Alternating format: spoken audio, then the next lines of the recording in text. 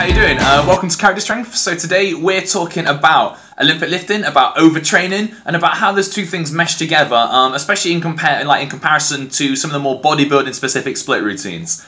So a lot of people I chat to that are sort of more in the bodybuilding world really don't seem to understand sort of how Olympic lifting is structured as a program and how those sort of programs work.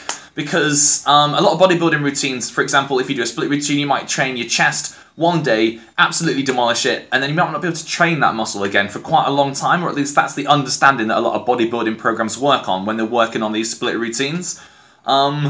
So this is a lot when Olympic lifters sort of will squat or will train. I guess what a lot of people have asked me is, do I train legs every single day? And the answer to that is yes, and they are always sort of confused as to how I can do that without overtraining. I've been asked if I might be overtraining over and over again.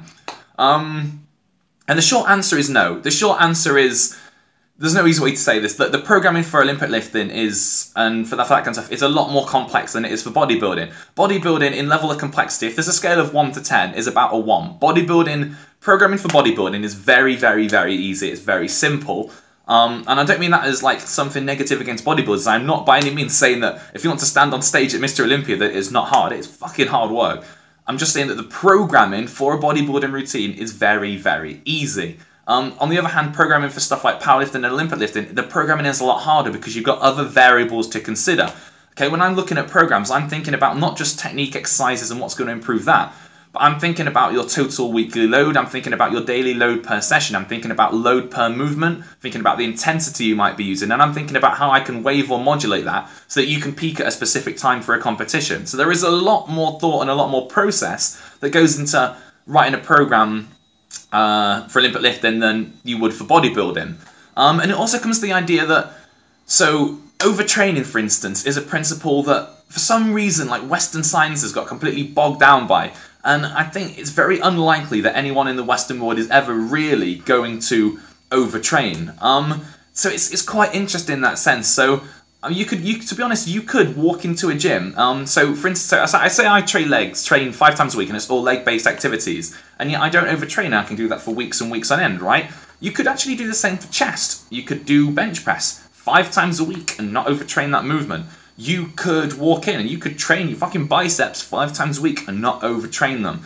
And this is because you just need to learn about modulating volume, intensity, and these variables, okay? So if you walked in on Monday, okay, and let's say you were just doing your squats. Say I was doing the squats. I might walk in and say I did 5 sets of 5, okay? So I've done quite a lot of volume, my legs are feeling a little bit beat up. Maybe I want to squat on Tuesday. What do? Maybe I don't do 5 sets of 5 at 80%. Maybe I drop it down. Maybe I do like 3 sets of 5 at like 70%. So it's a little easier, a little lighter, okay? Or maybe I think about maybe Tuesday I do something a little different. Maybe I try a front squat or an overhead squat, something a little lighter. Maybe it comes to Wednesday, I might try some pull squats. I might try something just a little bit different. So you can find variations of a movement, or you can change the intensity or the weight of that movement, or you can change the volume of that movement. So you can play around with sets, you can play around with the amount of reps you do, you can play around with the weight, you can play around with the type of exercise or a variation of it. And these are all ways to change your program to stop you overtraining. So these are just some of the things that you need to think about, and some of the things that I do think about when I'm writing programs for my lifters. On a more bodybuilding kind of perspective, I guess the reason that most bodybuilders would train one muscle part and then leave it for so long is because they just demolish a muscle part. The aim of bodybuilding is to build up as much lactic acid as possible to get that so-called pump and just to demolish that muscle. So scientific terms, you're talking about metabolic cell signaling and trying to to generate growth, sort of, but you're getting a bit more scientific on that. Basically, bodybuilders are looking for the pump. They're looking to demolish a muscle, and because they've absolutely smashed it to such a degree, it is probably going to take 48, 72 hours to recover, so they are going to have to take a little bit longer. But there's nothing to say that that bodybuilder couldn't necessarily the day after do some really light accessory work. That could probably still have some kind of training effect. So I hope that clears it up for you guys. It's all about modulating or just changing some of those variables so that you can keep on training time after time. So that's what Olympic lifting and powerlifting programming tends to be about. That's how you avoid overtraining. I'm going to do another video about this, talking about the difference between overtraining and under-recovering, which I think is going to be really interesting. I think if you've liked this video and you've enjoyed this, then you might enjoy watching that. I'll probably link it up in one of these corners. So if you like this video, if it's cleared up a few things to you, then hit the like button. If you want to get some more information, if you want to keep having some videos about this, then the subscribe button is down there somewhere. Please do, it really helps me, it supports my business.